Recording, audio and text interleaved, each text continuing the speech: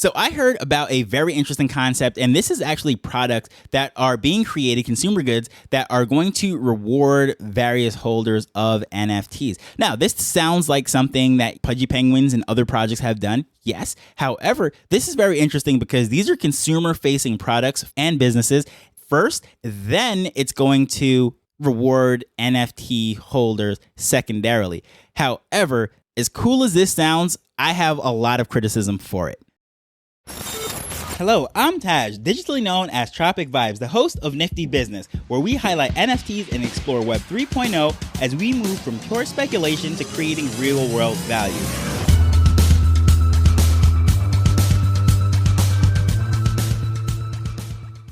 So I'm going to open up first and foremost by saying that I do not own any of these NFTs in the two projects that I'm going to speak about. And as far as I know and understand, that the leadership actually overlaps. And I think it's a very novel idea. I think some great things are on there, and it's just interesting. I don't know how this is going to be regulated, how this is going to play out, if this is going to just completely die, if it's Ponzi-nomics. I don't exactly know. However, I find it very interesting, and as with everything that I highlight on this show, not for speculative purposes, but for highlighting the real world value of things. I just want to give that quick little disclaimer right there. So how I found out about these two projects, these two businesses, if you will, is via a town hall meeting. Long story short, it just came up in conversation by one of the community members, and he said, hey, I'm involved in these particular projects, and you might want to take a look into it. And they are, first and foremost, Wengood.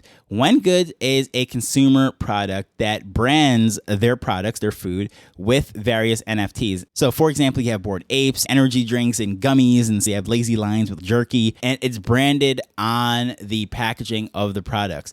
And I think this is a very cool idea in the sense that, okay, you have these consumer products that are then branded with NFT branding, and then the holders of NFTs are going to get a percentage of the sales. This sounds all good, fine, and dandy. However, someone who has come from the food industry, I just know the food industry operates on very thin margins. When I was managing my family business, which is here in Jamaica, in case you're new to the show, not familiar with my background, long story short, I grew up in New York, dabbling in tech online from the days of AOL. Long story short, after school and college, I moved back to Jamaica in my late 20s and started running my family business. And it was primarily a food-driven business. At least that's what built everything else that we ended up going into. So anywho, very familiar with running a grocery business or a food-based business, consumer food. And best case scenario, and this is not just limited to Jamaica, where the profit potential and everything is much higher because wages are much lower. However, best case scenario, we're talking about 8% of every dollar. So in other words, if someone invests $100,000 into the grocery business, in theory, they're only going to profit $8,000 if everything goes properly. So very thin margin, very thin room for error, right? Now, various countries, various municipalities and everything, those margins might be higher or lower, but I like to think that they're going to trend towards the lower end than the higher end.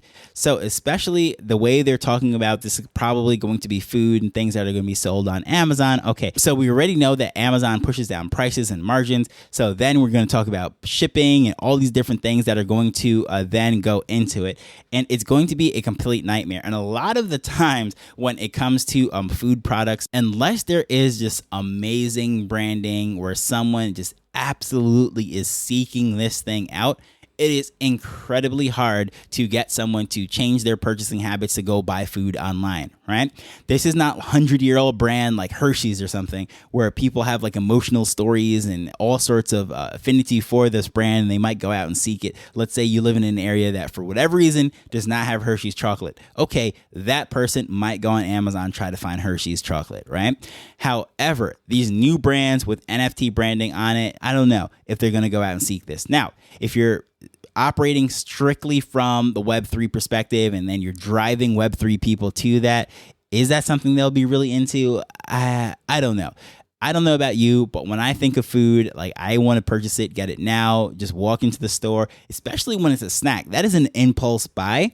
So there's a lot working against them in this, in the sense that It's an impulse product, usually snacks, energy drinks, and those types of things. And then secondly, the margins are extremely low. So I like the idea of, okay, you buy this NFT, you're investing into this food company, and then you're going to get profits from the sales. That sounds pretty cool. However, I just know the industry, and I think it is extremely difficult. And if this was Shark Tank, I'd be like one of those guys that say, good luck with it, but I am out. So I don't know exactly how this is going to work out, but you look at the team, supposedly Gordon Garner, who is one of the founders of Yuga, Bored Ape Yacht Club, like maybe they're involved in it. That's what it says on this. But when I went to the website, I didn't see that. So I don't know if that's true, if that's confirmed or not, but that is the rumor that's out there.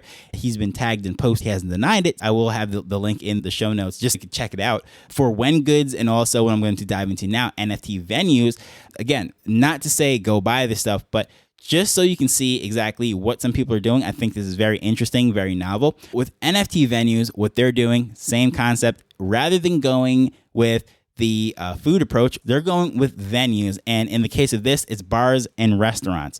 So starting up, you buy this NFT, and then the NFT funds are going to be used to open bars and restaurants, and a percentage of the revenue is going to be given to the various OG holders. So someone's going to get those ETH deposited into their wallet, or they have the option to then just turn around and sell this on the open market like any NFT. Sounds cool in theory.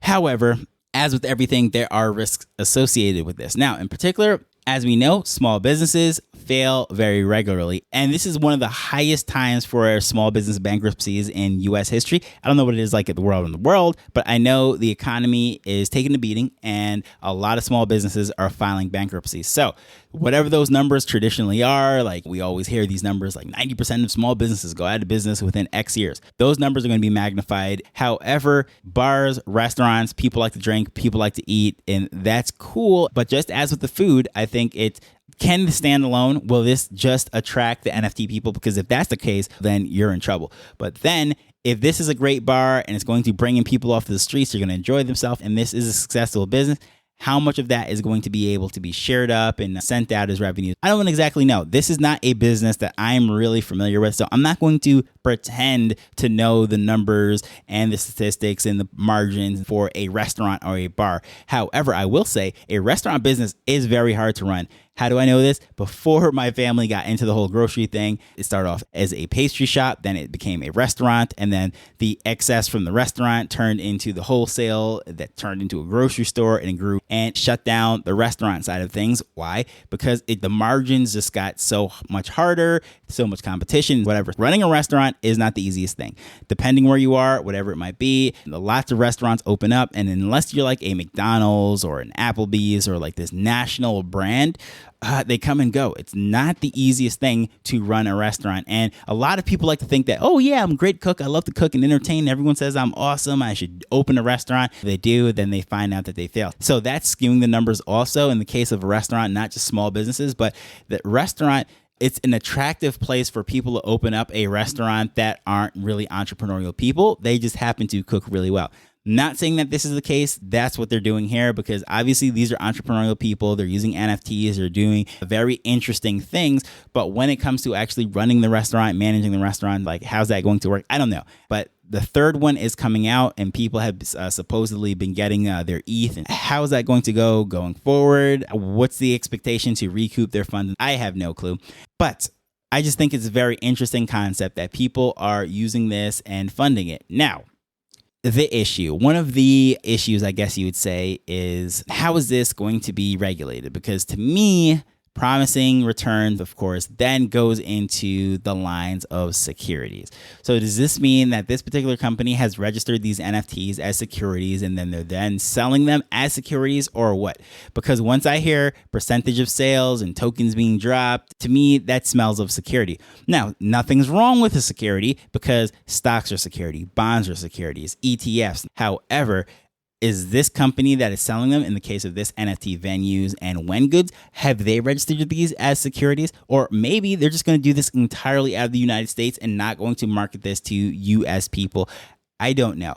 But I just see what's happening right now with the SEC and the DOJ and all these different things. And the SEC, of course, is the one that would regulate what a security is. Department of Justice is, I just brought them up because recently the whole thing with Binance and them going after all these various crypto entities saying that they're money laundering and funding terrorists and all this stuff.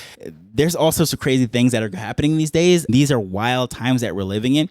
So navigating all of that, again, is just more expense. You're going to have a legal team, an accounting team, all sorts of compliance for different regions, and just some things to think about. And I think it's just very interesting. Now, as the person who might be buying an NFT, that person doesn't really have to think about all of that, other than the fact that these are all the reasons why this thing could end very quickly and they could lose all their money. But I'm talking about the person who's actually running this and organizing this and operating this. There is just so much that goes into this that this is, on the surface, it might seem very simple. We're selling NFTs. We're going to open a bar or restaurant, or we're going to sell some snacks with NFTs on its packaging. Okay, great. Simple concept. Then all of the things to do the compensation, rewards, and all of that stuff and be compliant. That's where things get complicated and expensive. And I don't know if it's going to work out. However, I'm excited that someone's even trying this, right? Whether or not this fails, it doesn't matter to me in the sense that, oh yeah, it was a terrible idea. They shouldn't have tried it. I'm excited because people are innovative, right? They're using this technology that I wholeheartedly believe in and I'm passionate about. And they're using it to not only start businesses, but they're funding ventures and rolling out products in a way that goes beyond beta. This is the third restaurant that they're going to be putting up using this particular one. And they already have products out that are available, which, whatever, it's not groundbreaking. They're selling snacks, right? However, the fact that this is funded by and incorporating all this NFT, Web3, blockchain technology, that is pretty novel. I think that is pretty amazing. So regardless of where these companies go, I think that it's just worth keeping an eye on. And in the case of me, what I did with this, so you just fully know, full disclosure, everything. No, I'm not buying these. I have them bookmarked on my Twitter profile to see, what they're up to. And I'll probably check in maybe once a month or something to see what developments are happening. And I'm excited to see where it goes. And I would love to hear your thoughts on that. Please feel free to let me know at Tropic Vibes on X or via email, mail@niftybusiness.co. But as usual, I just want to thank you for taking time to listen to this as we're learning and building Web3 together. So until next time, later. The Nifty Business Show is not investment advice. It provides insights and information within the space. As with anything, please do your own research before making a decision whether you're making an investment or a purchase.